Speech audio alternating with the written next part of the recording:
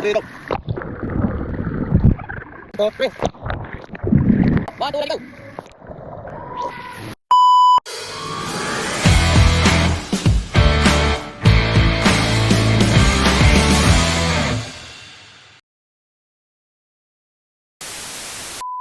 Yo! Magandang buhay mga katinapay. Ayan, welcome na naman sa panibagong episode ng ating walang kakwenta-kwentang vlog. At ito nga pala ay part 2 ng day 2 natin dito sa Patnanungan, Quezon. Dito naman tayo ngayon sa Laura Visa Transient Hotel and Resort. Isa nga pala ang Laura Visa sa mga pinagmamalaki ng Patnanungan, Quezon. Pagdating sa lahat ng mga beaches, ayan, isa ang Laura Visa sa may magandang beach. Ayan, kitang-kita nyo naman ang Laura Visa. Yung beach nila talagang napakaganda, pero ang nagpapukaw sa aking attention dito guys ay yung kanilang swimming pool. Sa lahat po ng mga beach dito sa Patnanungan, Quezon, Laura Visa lang po ang may swimming pool, kaya yan yung pinaka talagang the best dito sa Laura Visa. Swimming pool, beach, tapos meron din sila ditong mga transient sa lahat po ng mga gustong magbakasyon dito sa Patnanungan, Quezon. Laura Visa po, ito po yung recommended. Teka, bago ko nga pala makalimutan, gusto ko magpasalamat kay Kuya B-Boy, kay Ate Remy sa nag-invite sa amin dito sa Laura Visa, at sa owner ng Laura Visa, kay Ma'am Leida, kay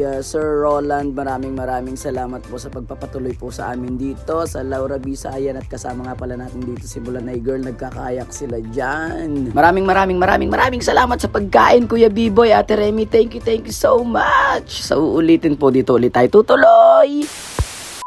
Ayun, balik naman tayo sa ating vlog. Ayan, at dito ngayon magpapalamig muna kami at sasayawan tayo ng aming isang bukalista na si Uyay. Ayan, shoutout sa iyo. Ayun, to the left, to the right, to the left. Ayun nga pala ang pambansang sayaw ngayon. Ayan, at magpapalamig muna tayo dito guys. Mag-swimming muna tayo dito sa napakagandang swimming pool ng Laura Visa. At napatingin nga pala ako dun sa kabanda kong magdadive daw siya. Kaya ayan, nagdive na nga siya ng unay tiyan. Ayan, kaya sabi ko bumalik muna siya at tuturuan ko siya kung paano magdive ng maganda. Ganito lang yun, oh. Tingnan nyo ako. Ayan, pag ganyan mo, tutusok mo yung ulo mo, ayun, nakapag-dive ka na ng maganda. Ayan, testing naman namin yung cellphone ng aming kabanda kung talagang hindi mapapasukan ng tubig. Ayan, talaga naman nag-dive pa kami dyan, naglubog-lubog pa kami dyan sa tubig, at testing namin kung talagang napakabisa talaga ng iPhone. Ayan, at lumabas yun din.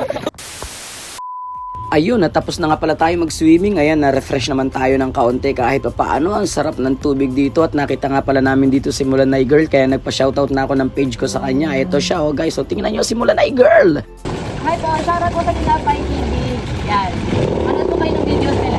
Support them. Thank you. Salamat po. Ayun, at uwian na nga pala tayo ulit. Kuya B-Boy, thank you so much. Saka kay Ate Remy, maraming salamat po. At hinatid nga pala tayo ng anak na may-ari ng Laura Visa. Ayan, sakay tayo dito sa kanilang mini truck. Ayan, nandito tayo sa likod. Oy, mga nakatayo tayo dito. Ayan, at maraming salamat po sa paghatid po sa amin. Abangan nyo ang part 3 ng day 2 natin dito sa Patnanungan, Quezon. See you next vlog. God bless! Tinapay TV.